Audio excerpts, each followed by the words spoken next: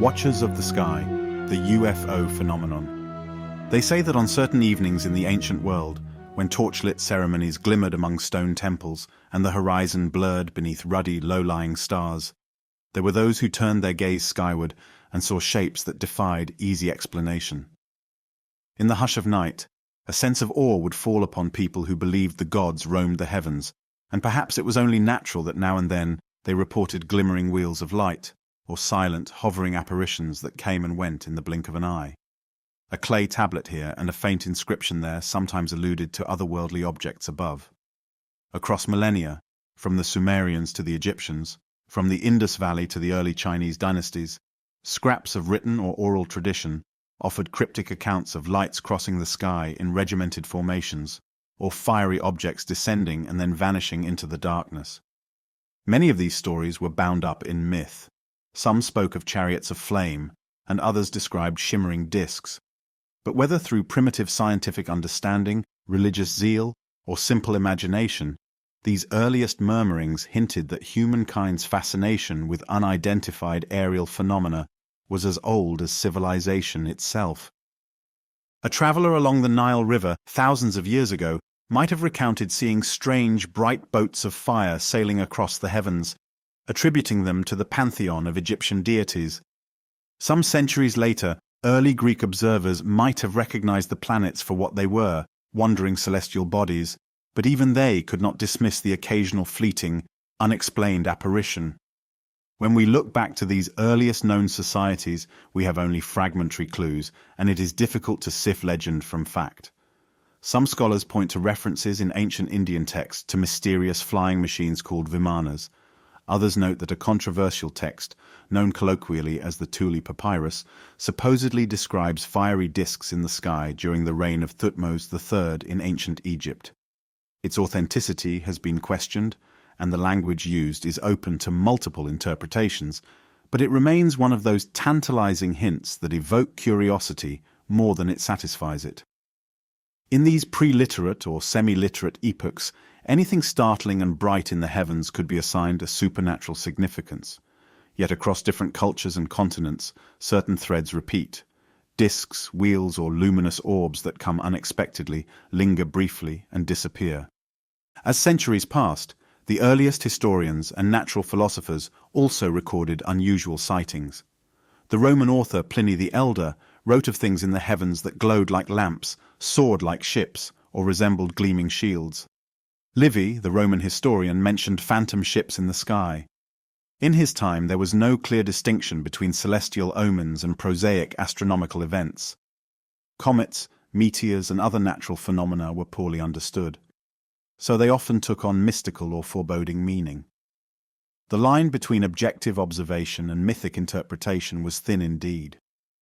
When an army marched or a battle was fought, any strange event in the heavens would swiftly be woven into a sign from the gods or a rumor of prophecy. Some of these accounts might simply be colored retellings of eclipses or fireballs. Yet every now and then, they featured descriptions that remained difficult to tie neatly to known astronomical events. A large round shield appearing in the sky at the moment a city fell. Was it simply a metaphor for the moon, or something more akin to an anomalous craft? Historians struggle with these translations. The original texts rarely linger on details. They are fleeting glimpses, imaginative or literal, of an object that was here one moment and gone the next. As the Dark Ages descended upon Europe, literacy faded, but sightings of wondrous lights and objects in the sky did not. Monastic scribes, whose world was often circumscribed by cloisters and scriptoria, wrote of heavenly hosts, or flickering illuminations that travelled across the clouds with purpose. Sometimes they saw them as angelic armies, pointing to the cosmic battles raging between good and evil. Meanwhile, far across continents in the east, there were similar tales of luminous dragons dancing in the sky, or bright pearls of light that flew overhead. While these stories lacked modern notions of spaceships or extraterrestrials, they carried an undercurrent of fascination with the possibility that unknown intelligences or forces resided just beyond human reach. The Middle Ages brought with them deeper layers of religious interpretation, yet also the faint stirrings of more rational inquiry. Astronomers of the Islamic world meticulously recorded planetary movements and star positions, pushing humanity's understanding of the cosmos forward. Inevitably, they too encountered the unexpected, but these were meticulous scholars who endeavored to categorize everything. When they saw something unexplained, they might propose atmospheric optics, illusions, or rarely some divine phenomenon. Over in medieval Europe, a deeply religious worldview made many interpret luminous objects as signs, portents, or even demonic illusions. Yet the sense of mystery remained. It was as if, across centuries, these fleeting sights, both terrified and thrilled, etched themselves into local lore, and then were passed on without resolution. Perhaps one of the most dramatic recorded sightings from the era of the Renaissance was the Nuremberg celestial phenomenon of 1561. On an April morning, the sky was reportedly filled with shapes reminiscent of spheres, cylinders, and cross-like objects. Residents looked up to see what they interpreted as some sort of aerial battle. Surviving woodcut illustrations depict a swarm of orbs and tubes arrayed among the clouds. Just a few years later, in 1566, a similar display was reported in Basel. The people of that time, gripped by religious fervor and a sense that the end times might be near, viewed these spectacles as omens. Modern researchers have speculated these could have been atmospheric phenomena such as sundogs, parhelia, or even a mass sighting of a meteor shower. But the strangeness of the descriptions and the sincerity with which they were documented lends them a weight that continues to tantalize. Artwork from the period sometimes shows disc-like shapes in religious scenes, fueling endless speculation in modern UFO literature. Perhaps, some argue, the artists themselves witnessed these objects or heard stories of them and wove them into iconography, or perhaps they were purely symbolic representations of divine presence. Still, the unifying factor across centuries is the consistent expression of bewilderment and wonder. Something in the sky that did not conform to ordinary experience was worth recording. As global exploration accelerated during the 15th to 17th centuries, sailors crossing vast seas sometimes penned logs describing strange lights that tracked their ships at night, or illuminated the horizon in bizarre ways. St. Elmo's fire, a well-understood phenomenon involving plasma discharges, likely accounts for many such sightings, but not all. There are scattered tales of perfectly round, glowing objects that circled ships or rose from the water before zipping away. Stories like these were often dismissed as maritime folklore, but they too became part of a growing tapestry of unexplained aerial phenomena. When explorers reached the New World and encountered indigenous cultures, they found parallel legends of sky beings and mysterious objects, further fueling the sense that the phenomenon was worldwide, timeless, and not limited to any single cultural framework. Yet it was not until the late 19th century, when news traveled faster via telegraph and newspapers were hungry for sensational stories, that UFO-like sightings became a widespread social phenomenon in more recognizable form. One of the earliest and most famous waves of mystery sightings occurred in the late 1890s across the United States, often referred to as the mystery airship wave. Newspapers from California to the Midwest reported sightings of large, cigar-shaped airships cruising at moderate altitudes, often sporting bright searchlights. Descriptions varied. Some witnesses claimed to see steel undercarriages or strange propellers. Others reported hearing voices or music emanating from the airships.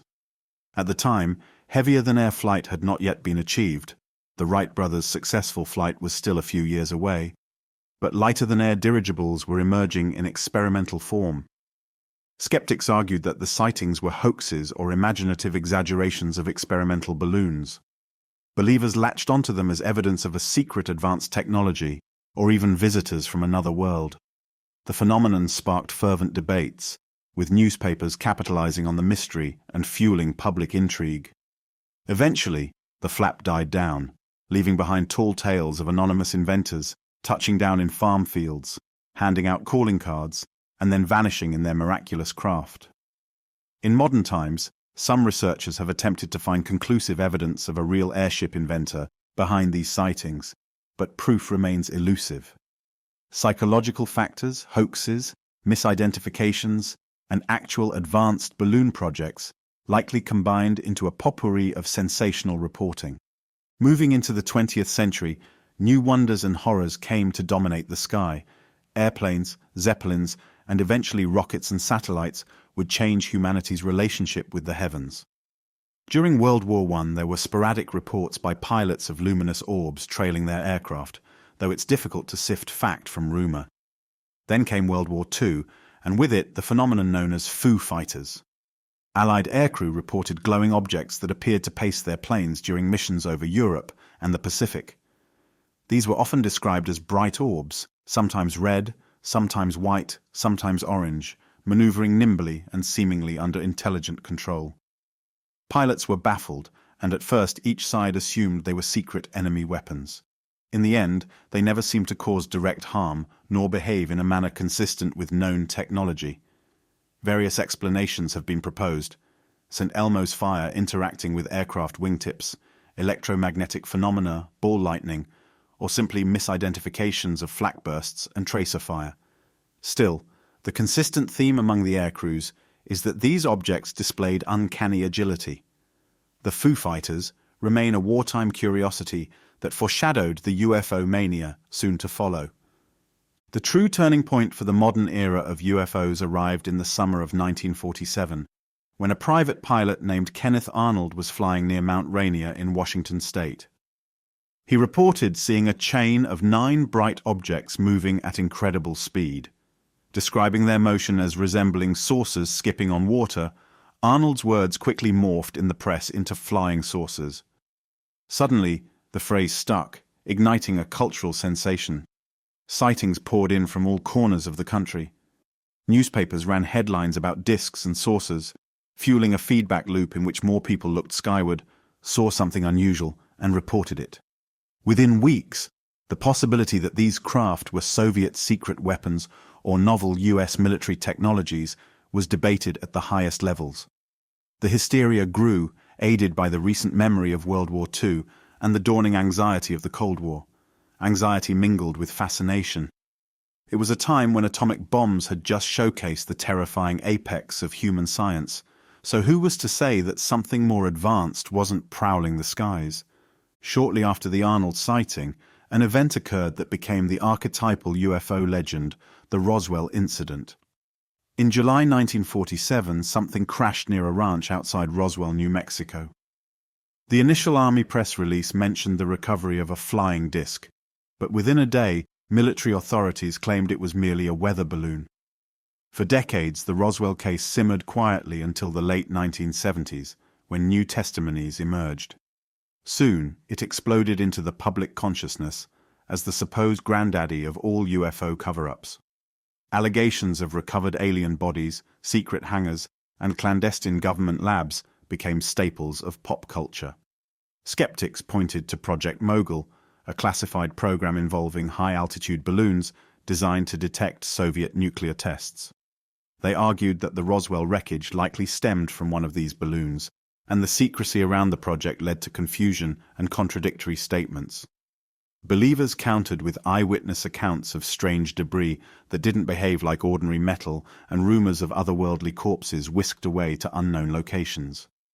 The result was an enduring legend that turned Roswell into a focal point for UFO tourism, speculation, and conspiracy theories.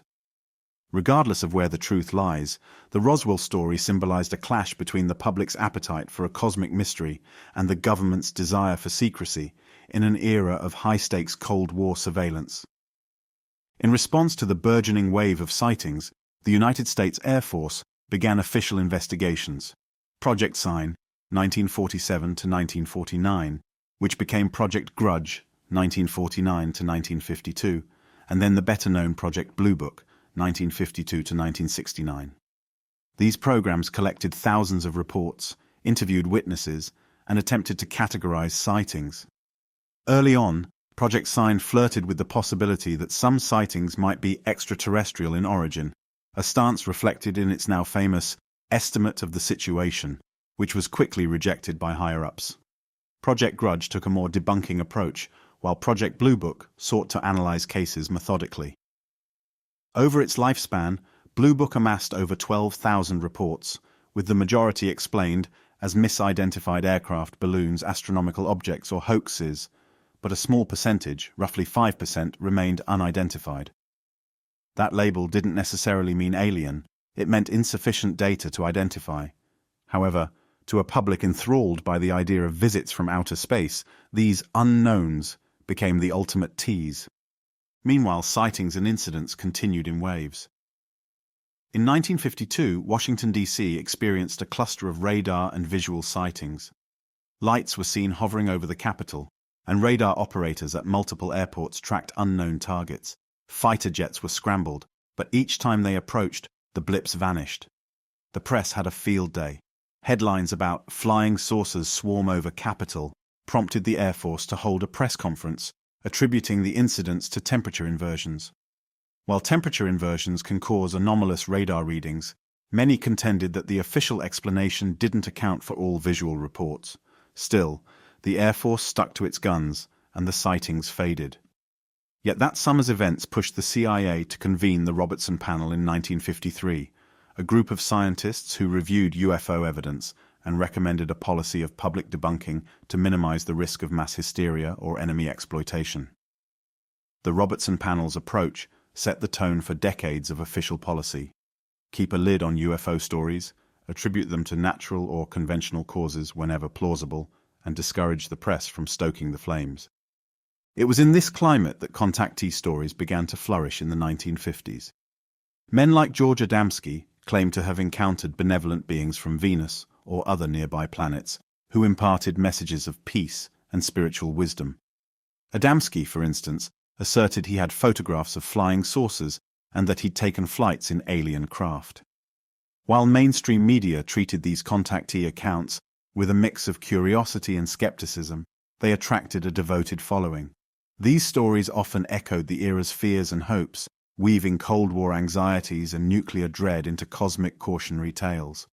Most scientists dismissed contactees as hoaxes or delusional, but the phenomenon influenced the public imagination, reinforcing the notion that UFOs were indeed alien visitors, not just errant balloons or experimental aircraft. It was a time when science fiction thrived, and the possibility of interplanetary travel was on the horizon, thanks to rocket pioneers in the Soviet Union and the United States. The idea that advanced beings might already be here, observing and perhaps guiding humanity, resonated with a swath of the public yearning for answers in a precarious atomic age. While contactees insisted the visitors were friendly, another thread in the evolving UFO narrative suggested a more sinister undercurrent. By the late 1950s and especially into the 1960s, accounts of abductions and frightening encounters began to surface. One of the first and most influential cases was that of Betty and Barney Hill in 1961. Returning from a vacation, the Hills claimed to have seen a strange light that followed their car. Later, under hypnosis, they recounted a story of being taken aboard a craft and subjected to medical examinations by short beings with large eyes. Their account, popularized by journalist John G. Fuller in the book The Interrupted Journey, became a template for future abduction narratives. Skeptics argue that the Hills' memories might have been shaped by dreams, cultural influences, and suggestive hypnosis techniques. Nonetheless, the case established key motifs: missing time, next-day confusion, strange bodily marks, and eventually the slow recollection of an alien abduction scenario. It would be repeated in hundreds of reported cases in the decades to come. Meanwhile, the Air Force continued to investigate UFO sightings, but public relations problems mounted. Major Donald Kehoe, a retired Marine Corps aviator, became one of the most vocal critics of official secrecy, insisting that the government knew more than it let on. Civilian groups, like the National Investigations Committee on Aerial Phenomena, NICAP, and the Aerial Phenomena Research Organization, APRO, pushed for transparency and collected sightings independently. In response to mounting public pressure, the Air Force sponsored a scientific study at the University of Colorado under the direction of physicist Edward Condon. The Condon Committee, as it became known, published its report in 1969, concluding that further study of UFOs was unlikely to yield significant scientific discoveries. This effectively shut down Project Blue Book, and the Air Force announced it would cease official UFO investigations. To many in the UFO community, the Condon report seemed like a foregone conclusion, failing to address some of the more puzzling cases. To the scientific establishment, it validated the notion that the UFO question wasn't worth serious funding. The result was a lull in mainstream UFO research and a persistent sense among believers that the truth was still being covered up. Even as the government backed away, the sightings didn't stop. Throughout the 1970s, waves of reports spanned the globe. In South America, notably in Brazil and Chile, sightings took on a sometimes eerie dimension, with stories of beam weapons and attacks. In the United States, cases like the Travis Walton abduction in 1975 gained national attention. Walton was a logger in Arizona who disappeared for several days after his co-workers claimed he was struck by a beam from a hovering craft. He later reappeared, confused and frightened, telling a harrowing story of being aboard an alien ship. Polygraph tests added a layer of intrigue, with most participants passing, though critics debated the reliability of such testing. The Travis Walton case became one of the most famous abduction stories, dramatized in books and a film. Again, skeptics pointed to potential motivations for a hoax, while supporters argued that Walton's sincerity and the corroboration by others lent credibility to his account. Whether or not one believed, the case contributed to a growing mythology around alien abduction, a phenomenon that suggested these visitors were no longer just whizzing across the sky, but actively interfering in human lives.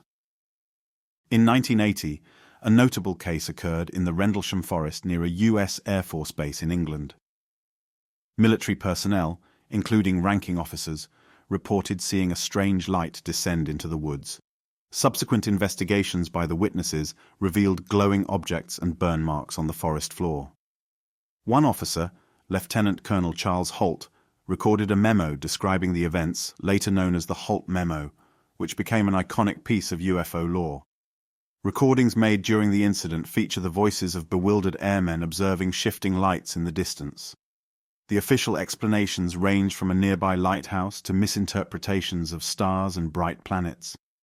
Yet those directly involved insisted they had witnessed something extraordinary, perhaps craft of unknown origin. Rendlesham became, for the UK, its equivalent of Roswell, a case with military witnesses, physical traces, and official documentation that left more questions than answers. Not every case was dramatic. Many sightings were mere points of light, fleeting illusions in the night sky. Astronomers often pointed out that Venus is responsible for countless UFO calls to law enforcement. Airplanes on landing approach, weather balloons, satellites, flares, and even commercial laser light shows frequently spark UFO reports. Yet there were also sightings that defied immediate explanation, sometimes documented on radar or backed by multiple witnesses. The trick for investigators was always to weed out the hoaxes, of which there were many, and the obvious misidentifications from the genuinely puzzling. Over time, a pattern emerged suggesting that people tended to interpret any unfamiliar light in the sky as a UFO, especially if they were already primed by media coverage. Psychologists proposed that cultural factors shaped what people believed they saw, turning ambiguous phenomena into structured images of saucers or triangles. As the 1980s transitioned into the 1990s, one of the most notable episodes was the Belgium UFO wave. Beginning in November 1989, a series of triangular craft were reported by thousands of witnesses across Belgium. These objects were described as large, silent, and equipped with bright lights underneath. The Belgian Air Force got involved, and in March 1990 they scrambled F-16 fighters to intercept unknown targets. Radar contact was briefly established, but the craft displayed extraordinary acceleration.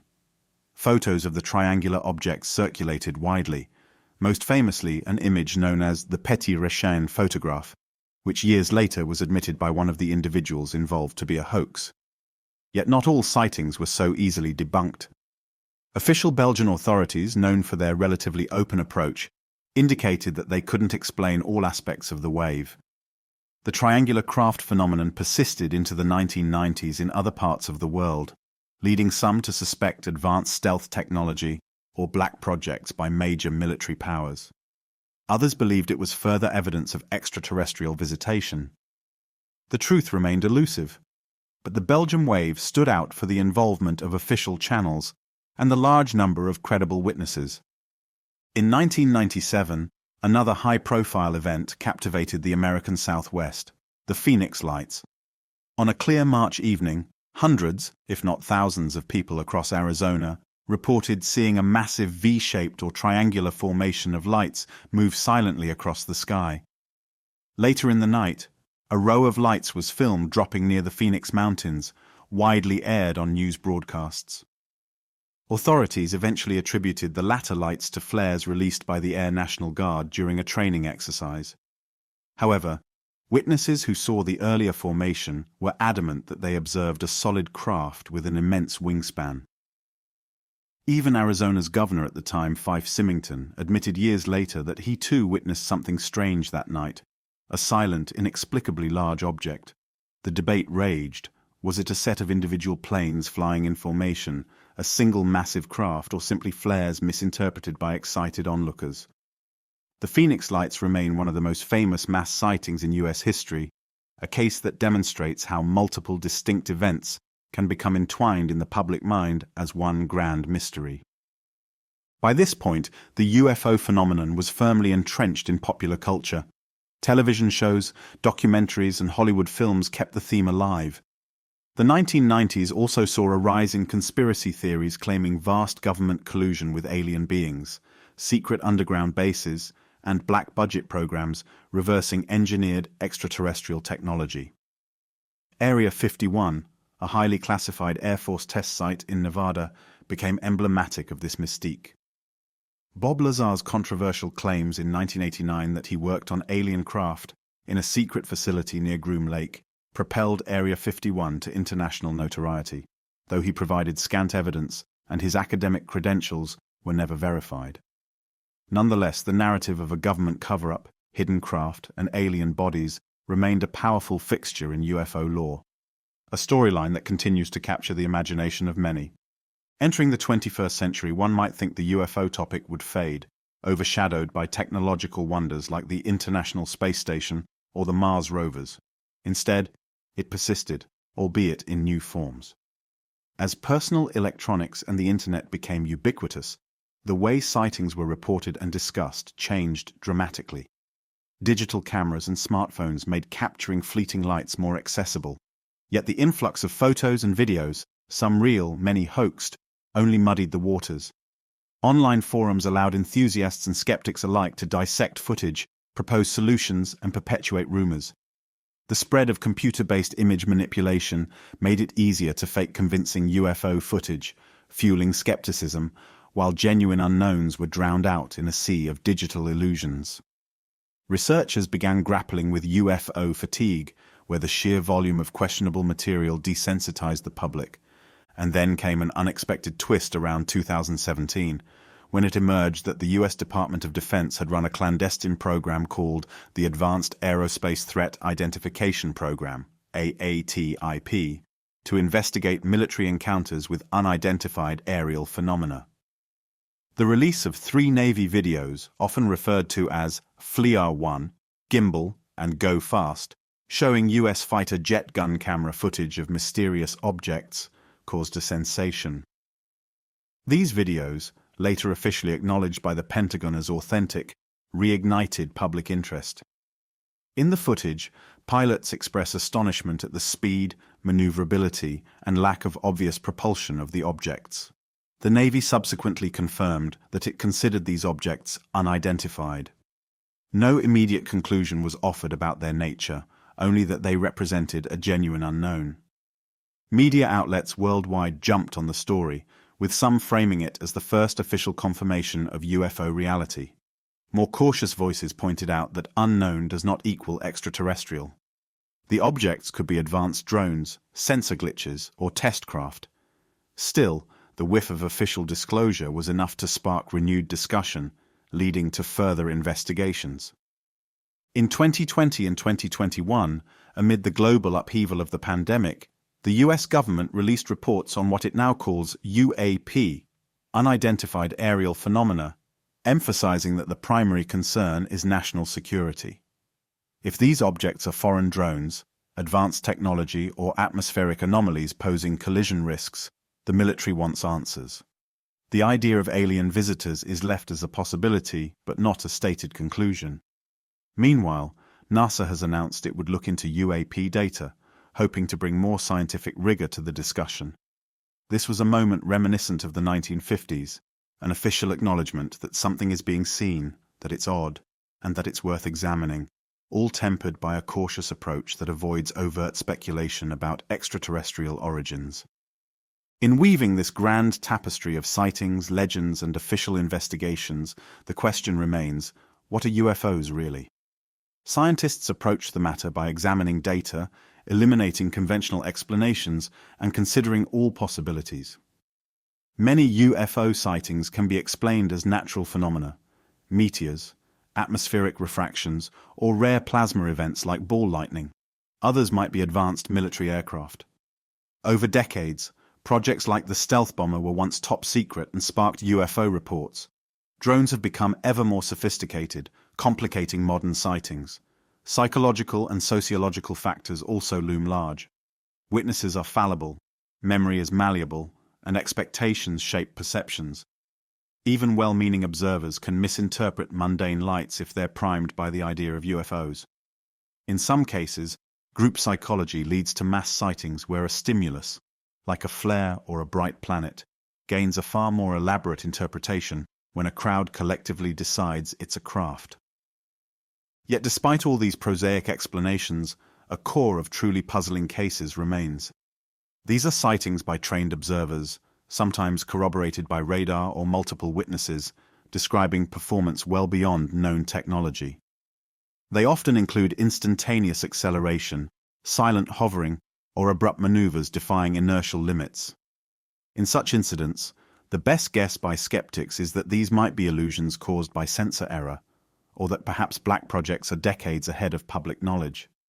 For believers, these are hints that we're not alone, that an intelligence of unknown origin is displaying capabilities we can scarcely comprehend. That tension, between a fervent desire to discover cosmic neighbors and a prudent demand for rigorous evidence, has defined the UFO phenomenon for over half a century. Consider the abduction phenomenon, which peaked in public awareness in the 1980s and 1990s. Skeptics argue that episodes of sleep paralysis, combined with cultural narratives, can lead to terrifyingly real hallucinations of being immobilized and experimented upon by aliens. Psychologists show that the core elements of abduction stories often mirror each other, suggesting a self-reinforcing loop within popular culture. Hypnotic regression, widely used by UFO investigators to uncover abduction memories, can unintentionally plant false recollections. Yet abductees insist their experiences are real, pointing to physical markings, impossible knowledge, or repeated encounters. Some accounts include multiple family members who share consistent memories of the same nighttime event. While science has yet to find conclusive proof of alien abductions, the phenomenon reflects deep mysteries of the human mind and the power of shared belief. It also underscores our sense of vulnerability.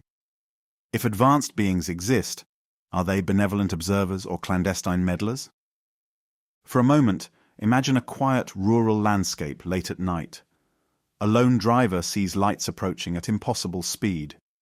In a rush of adrenaline, the driver pulls over, expecting a plane or helicopter. Instead, a silent triangular craft glides overhead, massive and eerily lit. It hovers, then shoots away with breathtaking velocity. There's no camera to capture it, no second witness to confirm. The driver's heart pounds. Later, telling the story to friends, skepticism abounds. Yet to the witness, the experience was profoundly real and deeply unsettling. Multiply this scenario by countless individuals across decades, across continents, all grappling with the same sense that they saw something beyond the ordinary. Some keep it secret, fearing ridicule. Others report it to local newspapers or UFO hotlines.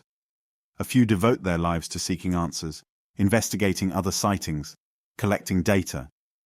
This mosaic of personal experiences, official investigations, and cultural interpretations is what drives the UFO phenomenon onward. And so we arrive at the present day, where the term UAP is used more frequently than UFO, in part to escape the baggage of flying saucers and little green men. The phenomenon is no less fascinating. Military pilots still occasionally capture intriguing footage, and eyewitnesses still come forward with astonishing tales. The difference now is an evolving official stance that these sightings, whatever they are, warrant serious analysis. For some, this signals the beginning of disclosure, that eventually the government will admit to alien contact. For others, it's simply a pragmatic response to unknown aerial incursions. Either way, the phenomenon remains as it has always been: elusive, controversial, and mesmerizing. Behind every story, the specter of scientific inquiry looms. There are attempts to apply rigor to the data, whether through new organizations that gather reports or through well-credentialed scientists who think the subject merits a careful look. Astrophysicists remind us that statistically, life likely exists elsewhere in the universe. Whether it has visited us, however, is another question. The nearest star systems are light years away, making the journey an extraordinary undertaking. Yet theoretical concepts like wormholes, warp drives, or extremely advanced technology might shift the boundaries of what is feasible. Until there's a definitive landing on the White House lawn, as the cliché goes, direct evidence remains elusive.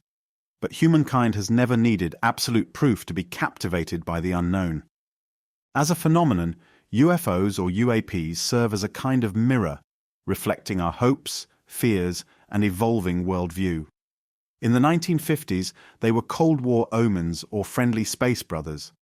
In the 1990s, they became government conspiracies and abduction nightmares. In the modern era, they are unidentified drones or advanced surveillance vehicles, possibly from foreign powers. Yet for many, they remain something else entirely: the tantalizing possibility that we share the universe with other intelligent life. If UFOs truly were visitors, what would that say about our place in the cosmos? Would it unite us in awe or divide us further with panic and suspicion? UFO narratives often suggest they're observing our nuclear capabilities, reflecting anxieties about humanity's power to destroy itself. Others interpret these sightings as cosmic gatekeeping, with aliens quietly guiding our species. The stories vary, but the core longing for contact, for discovery, for transcendence persists. When asked for a scientific explanation, astronomers might reference the vast distances between stars and the lack of indisputable alien signals.